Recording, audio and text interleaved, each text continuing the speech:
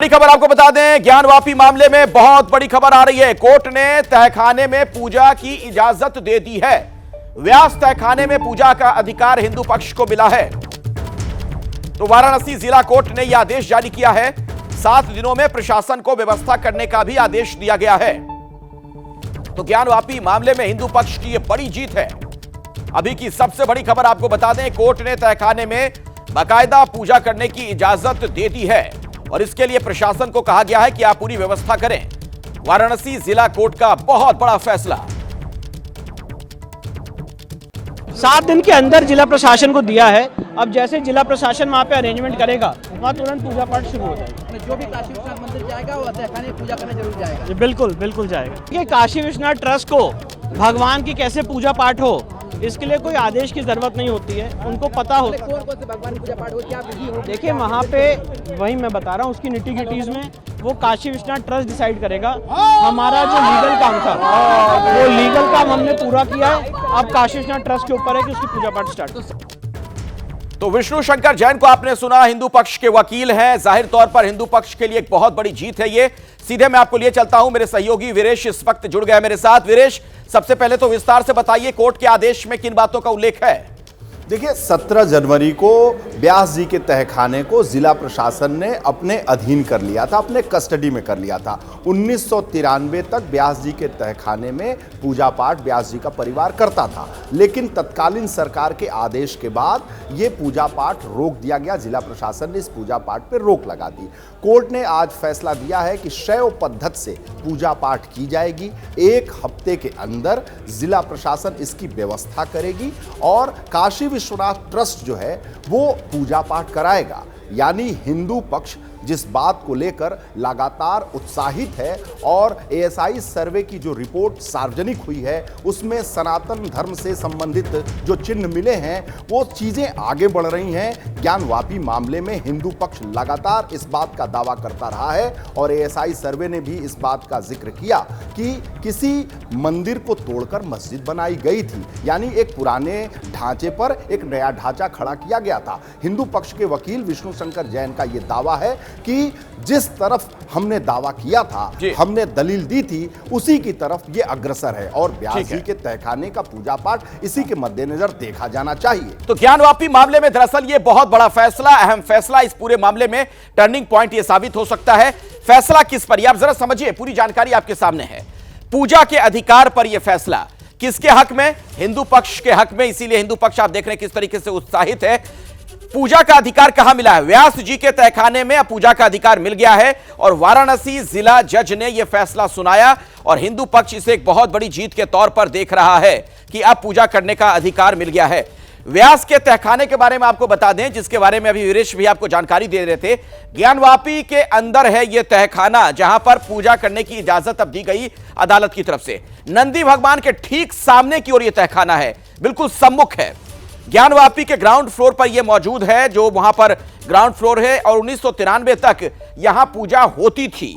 नवंबर 1993 में पूजा पर रोक लगा दी गई थी और पूजा बंद होने के बाद पुजारियों को वहां से हटाया गया था, पुजारियों को हटा दिया गया था।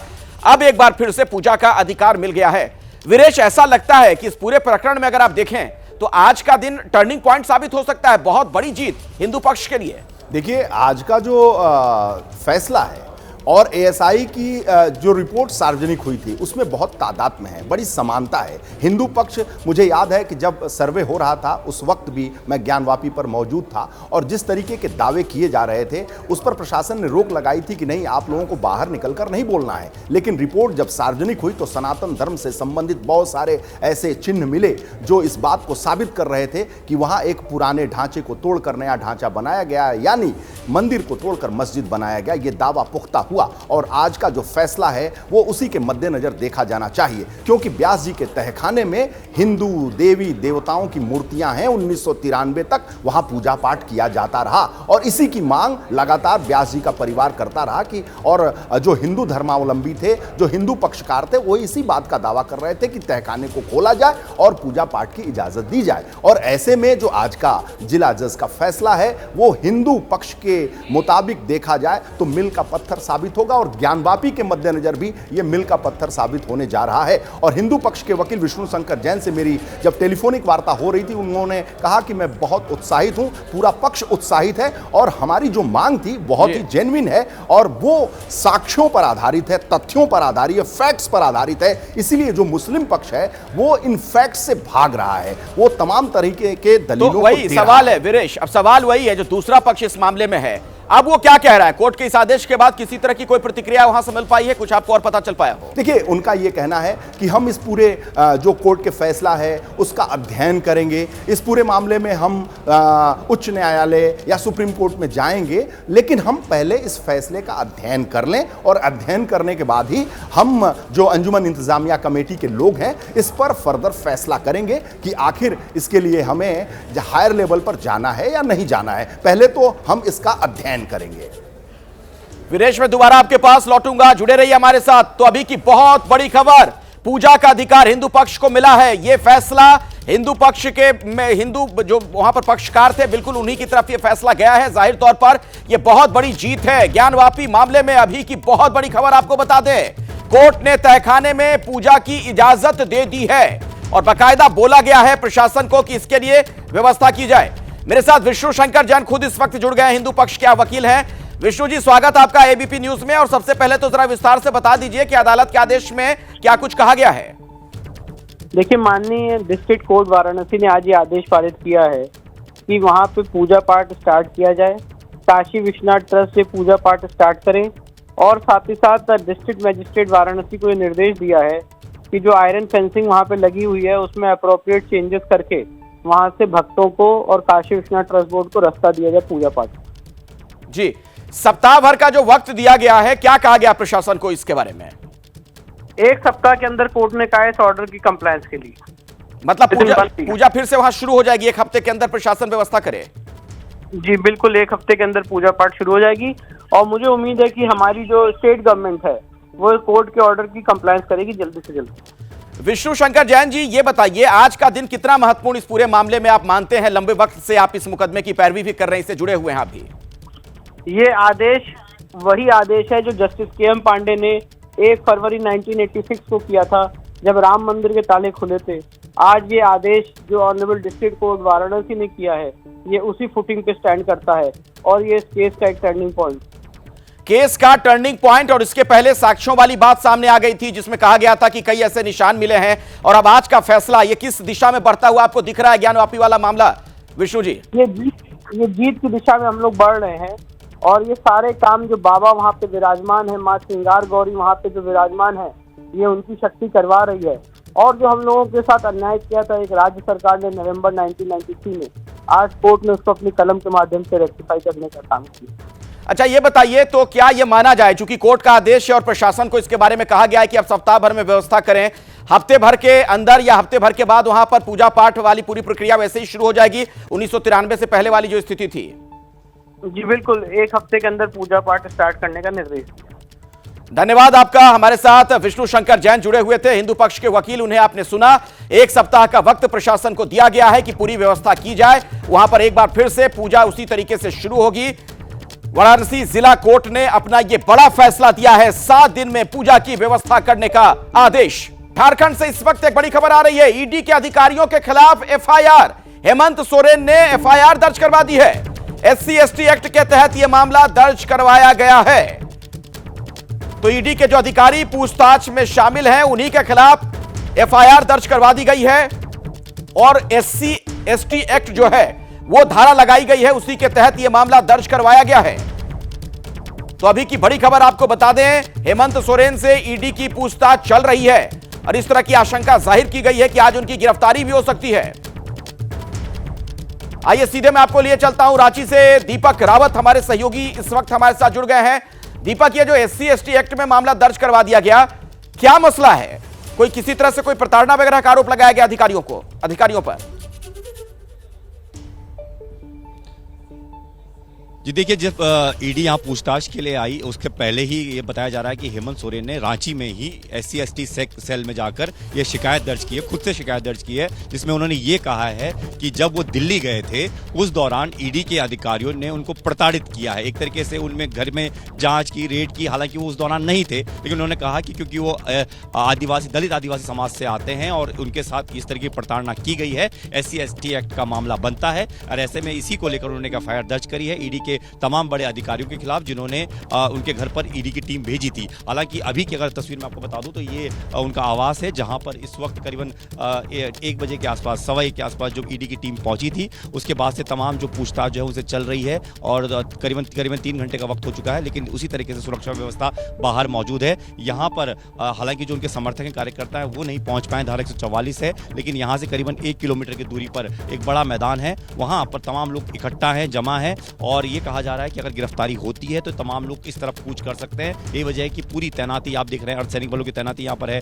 झारखंड पुलिस की तैनाती यहाँ पर है, वाटर कैनन की गाड़ी यहाँ पर है, सड़क को दोनों तरफ से बंद कर दिया गया है। तो धारा 144 के तहत पूरे इंतजाम किए गए हैं, लेकिन गिरफ्तारी की आशंकाओं के बीच एक बड़ा स्टेप हेमंत सोरेन ने लिया है कि उन्होंने ईडी के खिलाफ ही SC/ST एक्ट में मामला दर्ज करा दिया है। दीपक, ये जो SC/ST एक्ट का मामला होता है बहुत गंभीर मामला होता है दरअसल, जिसमें अगर कोई जाति सूचक गाली दी जाए या जाति से संबंधित किसी तरह की कोई प्रताड़ना की जाए या समुदाय विशेष के लोगों पर कोई टिप्पणी की जाए, तब ये मामले दर्ज होते हैं। क्या ऐसे में ईडी अधिकारियों की भी मुसीबत बढ़ सकती है, उनके लिए मुश्किलातें हो सकती हैं?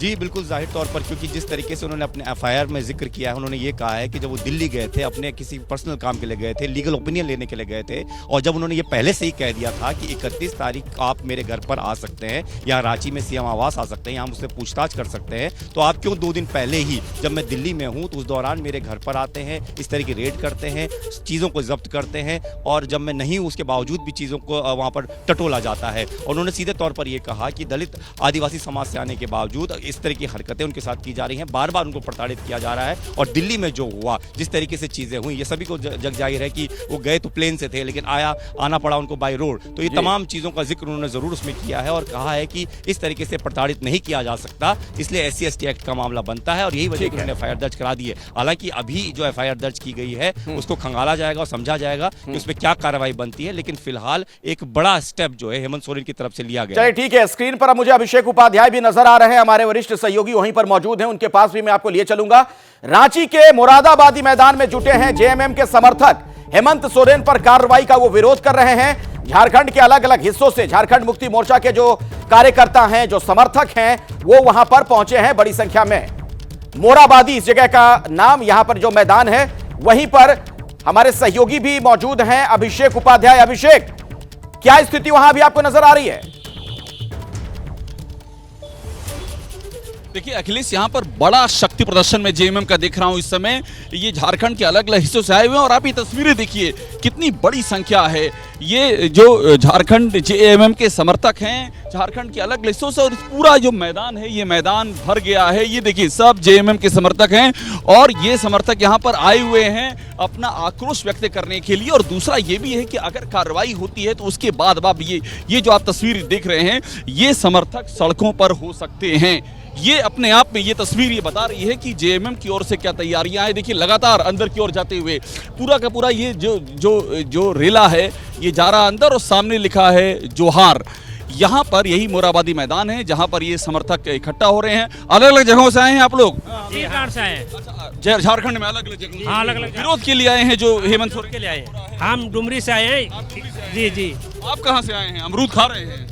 देवरी जी, विरोध करने आए हैं। पुरजोर ये भाजपा सरकार के षड्यंत्र साजिश कह रहे हैं। कितनी संख्या होगी यहाँ पर? कुछ लगभग 2 लाख का संख्या सर। 2 लाख की संख्या? जी सर। रैली हो रही लग रहा है। जी सर। अच्छा, तो ये बताइए कि क्या प्लान क्या है आप लोगों का? क्या हम लोग का यही है सर, जब हम लोग का निर्दोष है तो फिर हम लोग का दोष क्यों दे रहा है? ये बताइए कि अगर कोई एक्शन होता है, कुछ एक्शन होता है, अरेस्ट होता है, तो आप लोग को क्या डायरेक्शन है, क्या डायरेक्शन? हम लोग का यही है कि हम लोग को जो गलत काम किया उसको सजा दे सर, जो गलत विरोध करेंगे। हाँ जी, विरोध करेंगे सर। और आपको एक बार फिर से संख्या दिखा रहे हैं। ये देखिए, पूरा ये मोराबादी मैदान का ये बाहर का और सामने अंदर का जो इलाका है, वो जो जेएमएम के समर्थक हैं उनसे भरा हुआ है।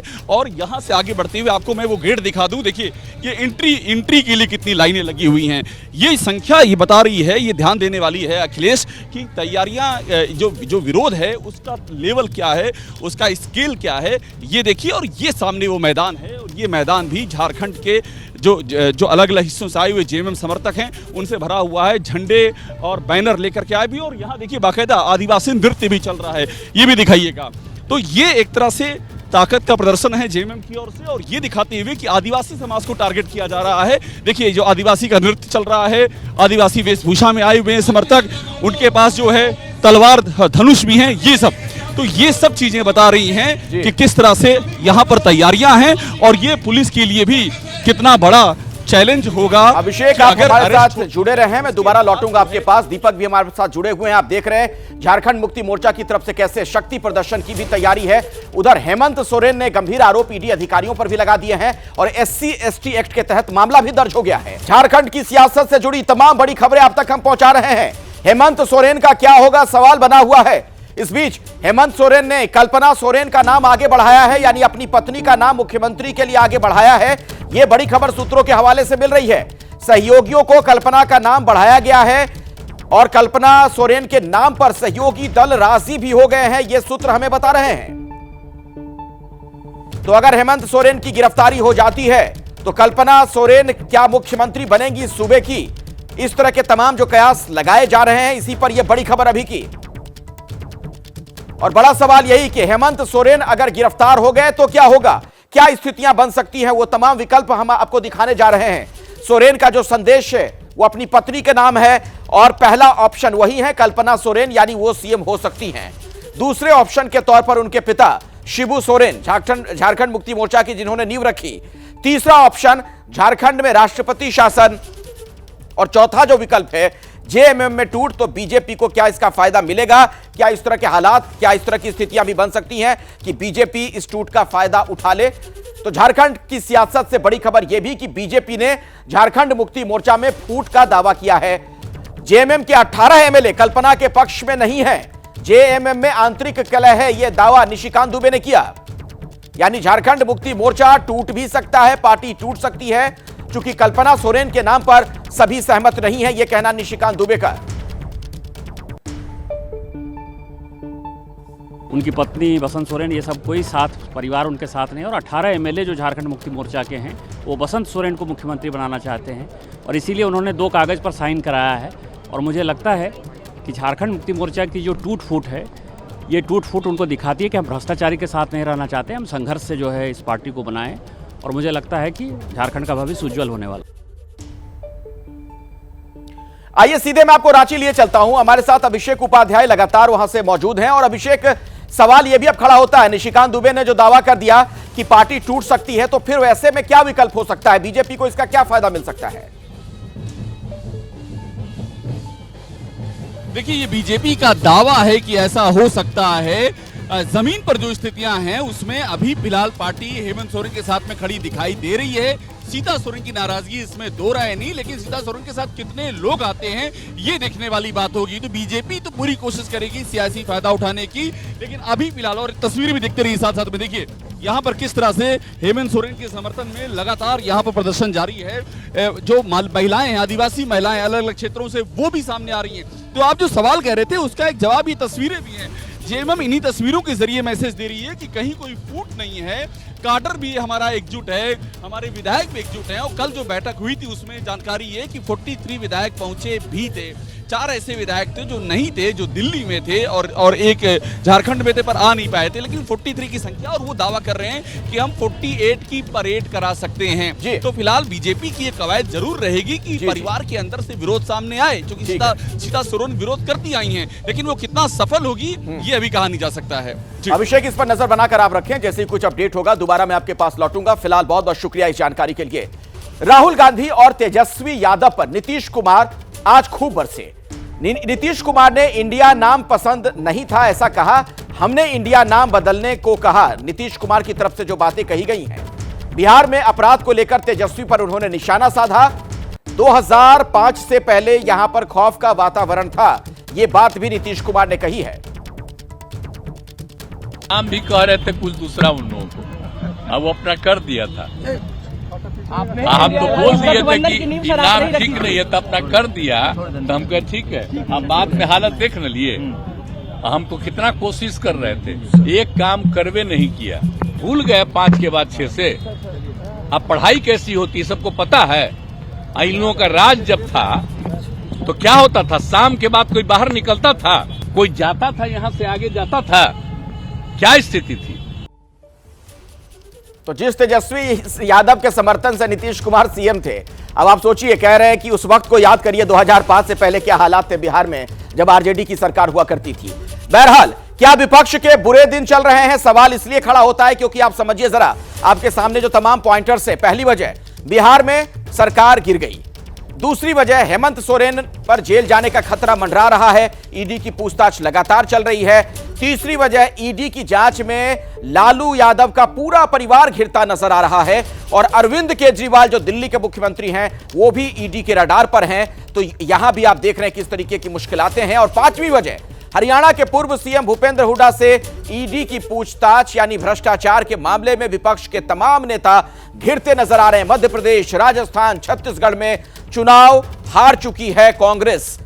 और सातवीं वजह, क्यों ऐसा कहा जा रहा है कि विपक्ष के बुरे दिन, आम आदमी पार्टी और कांग्रेस गठबंधन के बाद भी चंडीगढ़ मेयर का चुनाव हार गए, हालांकि यह मामला अब अदालत में है। आठवीं वजह, यूपी में अखिलेश ने एक तरफा उम्मीदवारों का ऐलान कर दिया, कई सीटों के लिए समाजवादी पार्टी के कैंडिडेट का नाम ऐलान हो गया। सलमान खुर्शीद की ही सीट पर एसपी ने उम्मीदवार उतार दिया। और नौवीं वजह, केरल में लेफ्ट का अकेले चुनाव लड़ने का ऐलान, यानी लेफ्ट भी एकला चलो की राह पर। और 10वीं वजह समझिए, बंगाल में ममता बनर्जी का अकेला चुनाव लड़ने का फैसला। तो कई वजहें हैं जो हमने आपको बताई कि आखिर इस तरीके के हालात क्यों बन रहे हैं कि विपक्ष के बुरे दिन इसे के तौर पर इसे कहा जा रहा है। नीतीश कुमार पर कांग्रेस ने अब पलटवार किया। जयराम रमेश ने नीतीश पर निशाना साधते हुए कहा कि नीतीश ने जो यू टर्न लिया उसमें वो उस्ताद हैं। नीतीश की छवि क्या रह गई? तो यू टर्न के उस्ताद हैं, मैं क्या कहूँ। मैं सोचता था नरेंद्र मोदी जी यू टर्न के उस्ताद हैं, मनरेगा पर उन्होंने यू टर्न लिया, जीएसटी पर उन्होंने यू टर्न लिया, काले कानून, कृषि कानून पर उन्होंने यू टर्न लिया, पर ये तो यू टर्न के उस्ताद को भी पीछे छोड़ दिया है नीतीश कुमार जी ने। नीतीश जी के विचारों की देखो क्या छवि क्या होगी, अब बताइए, साख क्या रहेगी। आप भी पत्रकार लोग भी मजाक बना रहे हैं उनका। उधर ललन सिंह ने राहुल गांधी को जवाब दिया, नीतीश कभी दबाव में काम नहीं करते, दबाव में जाति जनगणना की बात झूठी है, जाति आधारित गणना नीतीश कुमार का ही निश्चय था। दरअसल राहुल गांधी ने ये बात कही थी कि जातीय जनगणना जो करवाई गई वो हमने ही कहा था। इसी पर ललन सिंह ने जवाब दिया है कि दबाव में नीतीश कुमार काम नहीं करते हैं और जातीय जनगणना वाली बात भी झूठी है कि कांग्रेस के दबाव में नीतीश कुमार ने बिहार में जातीय जनगणना करवाई। हमारे साथ आशीष कुमार सिंह भी मौजूद हैं, हमारे वरिष्ठ सहयोगी, और पटना से प्रकाश कुमार भी हमारे साथ जुड़ गए हैं। प्रकाश, अब वहां पर ताजा डेवलपमेंट क्या देखने को मिल रहा है, जिस तरीके से दोनों तरफ से आरोप प्रत्यारोप लग रहे हैं और खासतौर पर जो जातीय जनगणना वाली बात थी उस पर भी टकराव की स्थिति बन गई है? ये अखिलेश स्पष्ट है कि इंडिया गठबंधन के जो सूत्रधार थे नीतीश कुमार, जब वो निकल गए और आज उन्होंने सीधे कहा कि इंडिया का नाम उन्होंने बदलने को कहा था, लेकिन अब क्या हश्र हुआ है, तो जाहिर है कि इंडिया पर सबसे ज़्यादा निशाना कांग्रेस पार्टी पर है। और कांग्रेस पार्टी जिस तरह से काम कर रही है और जो उनका शुरू से कहना था कि सीटों के बंटवारे को लेकर काफ़ी देर और लेट लतीफ़ी देखा गया था। राहुल गांधी भले ही बिहार से गुजर रहे हो, उनकी यात्रा गुजर रही हो, लेकिन नीतीश कुमार ही उनके निशाने पर रहे हैं और नीतीश कुमार पर जातीय जनगणना उनके दबाव में आने का। दूसरी तरफ तेजस्वी यादव कहते हैं कि उनकी वजह से ये आरक्षण हुआ है, जातीय गणना हुई है। तो ये जो श्रेय लेने का मामला चल रहा है कि इंडिया गठबंधन भले ही ना रहा हो, लेकिन सच्चाई ये है कि हर कोई जो भी उस 17 महीने में काम हुआ है महागठबंधन के दौरान, हर कोई चाहता है कि श्रेय ले और 2024 के चुनाव में उसे भुना ले।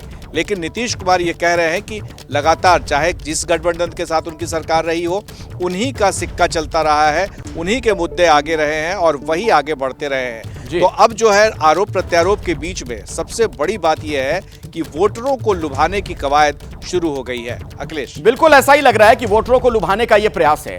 आशीष, अब सवाल तो यह भी खड़ा होगा कि ये जो गठबंधन बार बार कहा जा रहा है, ये है कहां? पश्चिम बंगाल में सीट शेयरिंग पर बात बन नहीं रही, बिहार में क्या हालात है सबके सामने है, अब लेफ्ट की जो स्थिति है वो सब देख रहे हैं, उत्तर प्रदेश में समाजवादी पार्टी ने अपनी तरफ से सीटों को लेकर अपनी बात कह दी है। तो आशीष, वहां से क्या खबर आपके पास हैदराबाद से?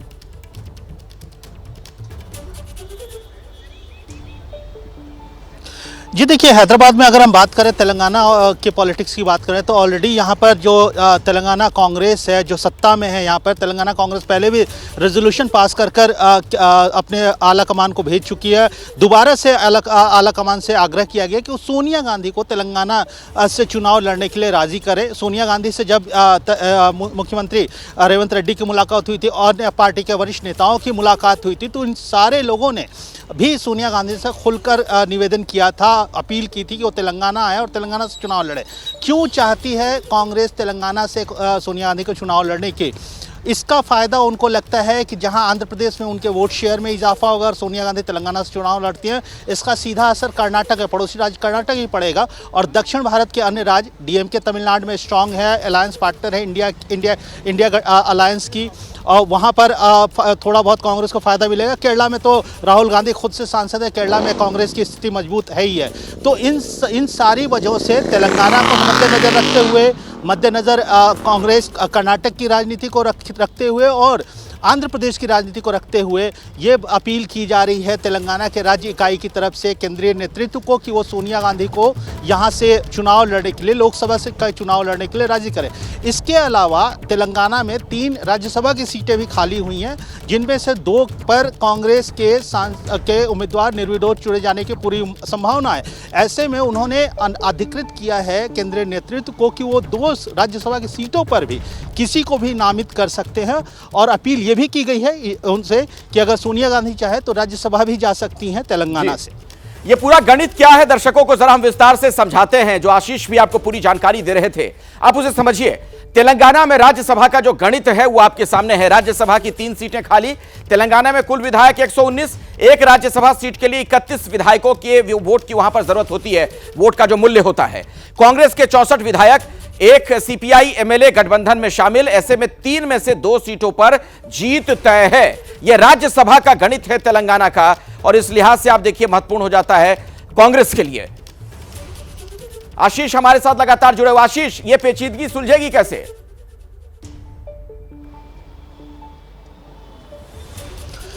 जी देखिए, राज्य इकाई तो बार बार केंद्रीय नेतृत्व को अपील कर रहा है। उन्होंने खुद से मिलकर सोनिया गांधी से भी अपील किया, लेकिन आखिरी फैसला गांधी परिवार को लेना है, सोनिया गांधी को खुद से लेना है। कयास ये भी लगाए जा रहे हैं कि संभावना यह भी है कि सोनिया गांधी चुनाव लड़ें 2024 का या ना भी लड़ें, लेकिन यहाँ से प्रयास जारी है। हमारी थोड़ी देर पहले भी कांग्रेस के कुछ वरिष्ठ नेताओं से बात हो रही थी, उनका कहना है कि वो पूरी तरीके से अपील कर रहे हैं, जो भी उनकी तरफ से गुजारिश की जा सकती है वो कर रहे हैं। केंद्रीय नेतृत्व तय करेगा कि सोनिया गांधी कहाँ से चुनाव लड़ेंगे। संभावना ये भी है कि अगर सोनिया गांधी चुनाव नहीं लड़ती हैं तो प्रियंका गांधी को क्या तेलंगाना से चुनाव लड़ने की ज़रूरत पड़ेगी, क्या प्रियंका गांधी तेलंगाना से चुनाव लड़ेंगे। अगर हम सीटों की बात करें तो ऐसे कम से कम 2 सीटें हैं जिसको तेलंगाना में कांग्रेस सेफ सीट मानती है। कांग्रेस ने के स्थानीय नेतृत्व ने यह भी आश्वासन दिया है कि अगर उन सीटों पर सोनिया गांधी न भी आए, कैंपेन न भी करें, तो भी उन सीटों पर उनकी जीत पक्की रहेगी और राज्य इकाई सुनिश्चित करेगी कि जीत पक्की हो। ये सीट हैं खम्मम और नलगोंडा। खम्मम ज़्यादा सुरक्षित सीट मानी जा रही है। खम्मम वही सीट है जहां किसी समय रेणुका चौधरी, जो फायर ब्रांड कांग्रेस की नेता रही, पूर्व केंद्रीय मंत्री रहे, वो चुनाव लड़ती रही हैं। खम्मम आंध्र प्रदेश के बॉर्डर पे है, आंध्र प्रदेश से लगा हुआ पार्लियामेंट्री कॉन्स्टिट्यूंसी, तो असर इसका साफ तौर पे आंध्र प्रदेश में ही पड़ेगा, जहां पार्टी ने अभी वाई जगनमोहन रेड्डी की बहन वाई शर्मिला रेड्डी को पार्टी का मुखिया चुना है और उसके बाद से लगातार वाई शर्मिला वहां पर अग्रेसिव है अपने भाई के खिलाफ। तो कांग्रेस को उम्मीद है कि सोनिया या गांधी परिवार के किसी सदस्य के तेलंगाना में आने के बाद उनको आंध्र प्रदेश में भी फायदा होगा, तेलंगाना तो फायदा है ही है। जी, इंडिया गठबंधन में सीट शेयरिंग पर एक और बड़ी खबर दर्शकों तक मैं पहुंचा दूं। बिहार में नए सिरे से चर्चा होगी। यह सूत्रों के हवाले से एक बड़ी जानकारी निकलकर सामने आ रही है। उधर दिल्ली में आम आदमी पार्टी और कांग्रेस में सहमति बन गई है। आम आदमी पार्टी 4 और कांग्रेस को 3 सीट देने पर बात बनी है।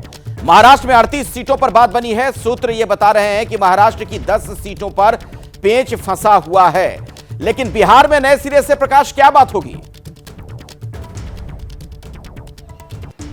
देखिए, कांग्रेस पार्टी अब आप देखिए तो लालू यादव के साथ सामंजस्य बिठाने की पूरी कोशिश कर रही है।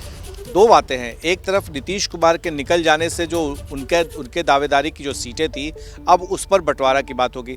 अब कहीं से भी अब ऐसा नहीं दिखेगा कि कांग्रेस पार्टी दबाव में है। एक तरफ तो जो लालू यादव की पूरा परिवार है वो ईडी के घेरे में है, लपेटे में है, और दूसरी तरफ राहुल गांधी यात्रा पर निकले हुए हैं। तो इसका फ़ायदा उठाने के लिए पूरी तरह से कोशिश होगी, और जो सीटों का बंटवारा है अब ज़्यादा से ज़्यादा कांग्रेस पार्टी को मिल सकता है। दूसरी तरफ सीपीआई एमएल का भी दावा था कि उसे कम से कम 5 सीटें मिलनी चाहिए, और फिर सीपीआई का भी दावा था कि कम से कम 3 सीटें मिलनी चाहिए। तो 40 में से कम 10 से 12 सीटें कांग्रेस पार्टी को मिल सकती है, अगर ठीक तरीके से इन लोगों के आपस में बार्गेनिंग हुई तो। नहीं तो कम से कम 9 से 10 सीटें तो उन्हें अवश्य मिल जाएगा। तो ऐसे में लालू यादव 25 से 26 सीट कम से कम वो लड़ सकते हैं आराम से। 30 सीट तक भी वो जा सकते हैं अगर वो लेफ्ट पार्टीज को और सीपीआई को मनाने में कामयाब रहे तो। अब सीटों के बंटवारे में है वो, अब कहीं कोई दिक्कत नहीं होगी। सिर्फ ये देखना है नंबर ऑफ सीट्स नहीं, बल्कि कौन किस सीट पर किसकी अच्छी और दावेदारी है, और कहां जीत पक्की हो सकती है, प्रकाश, या जीतने वाले कह रहे हैं। आप बिहार की राजनीति को बहुत करीब से समझते हैं, जरा ये बताइए, ठीक है सीटें तो अब सहयोगियों को ज्यादा मिल जाएगी क्योंकि एक पार्टनर अब है नहीं, लेकिन जो जीतने का फॉर्मूला है क्या अब वो उतना मजबूत रह पाएगा नीतीश कुमार की अनुपस्थिति में? मैं गठबंधन की बात कर रहा हूं, वहां पर जो अब विपक्ष में लोग हैं, क्योंकि सामाजिक समीकरण के लिहाज से, जातीय समीकरण के लिहाज से नीतीश का जाना झटका तो है ही। और मैंने बॉटल छोड़ा था, ये बात तो स्पष्ट है, और मेरी कई ऐसे नेताओं से बातचीत हुई है जिस नेताओं ने ये कहा था कि जब नीतीश साथ थे तो वो लड़ना चाहते थे और इस इलाके में घूमने भी लगे थे अपने अपने लोकसभा क्षेत्र में, लेकिन जैसे ही नीतीश कुमार झटका देकर अलग हो गए तो दोबारा लोग सोचने लगे। तो अब वो उम्मीदवार जिन्हें ये लगता था कि सीट पक्की है उनकी, वो जीत सकते हैं जातीय समीकरण के हिसाब से, अब वो दोबारा भी सोचने लगे। तो ऐसे उम्मीदवार की तलाश की जा रही है जिसके अपनी जाति का भी ज़्यादा से ज़्यादा वोट हो या प्रभाव हो या पकड़ हो, तभी उनको वो जगह दी जाएगी। ऐसा नहीं है कि अगर वो प्रभाव वाली सीटें लेफ्ट की हैं तो वहाँ पर किसी और उम्मीदवार को उतार दिया जाए। तो उम्मीदवारों के चेहरे को लेकर के और उनकी इस इलाके में पकड़, कुछ ऐसे भी विधायक भी हैं जो चुनाव लड़ना चाहते हैं, और जो एक्स हो चुके हैं, एक्स एमपी है, वो तो लड़ना ही चाहते हैं। पर सबसे ज़्यादा जो उम्मीदवारों के चयन की प्रक्रिया होगी उसमें देखना होगा। मुझे ये भी पता है कि लालू यादव ने कई ऐसे उम्मीदवारों को ओके कर दिया है कि आप जाइए और अपने सीट पर घूमिए, अपने लोकसभा क्षेत्र में आराम से घूमिए, और आप निश्चिंत रहिए कि टिकट आप ही को मिलेगा। जिस सीट पर वो कंफर्म है कि इस पर कहीं कोई और किसी की दावेदारी नहीं, तो उम्मीदवार को भी उन्होंने कह रखा है।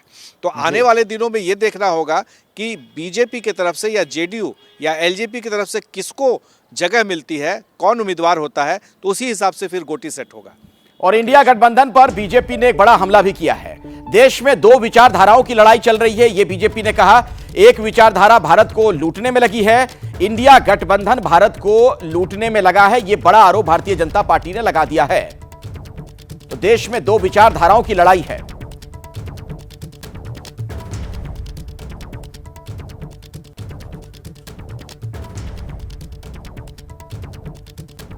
तो विचारधारा की लड़ाई बीजेपी इसे बता रही है, भारत को लूटने में लगी हुई है इंडिया गठबंधन। और बिहार का जो घटनाक्रम है प्रकाश, उससे तो जाहिर तौर पर अब बीजेपी बिल्कुल फ्रंट फुट पर है। जी बिल्कुल, देखिए जातीय समीकरण सबसे ज़्यादा महत्वपूर्ण है। आप अखिलेश, आप भी बिहार से आते हैं, आपने देखा होगा, चाहे आपका अपना इलाका हो या फिर बाकी बिहार का क्षेत्र हो, वहाँ पर जातीय समीकरण तो देखा ही जाता है, और साथ ही ये देखा जाता है कि किसका दबदबा है किस इलाके में, खासतौर से समूह का। अब सिर्फ जाति की बात नहीं रह गई है, तो किस समूह का कहाँ पर सबसे ज़्यादा दबदबा है।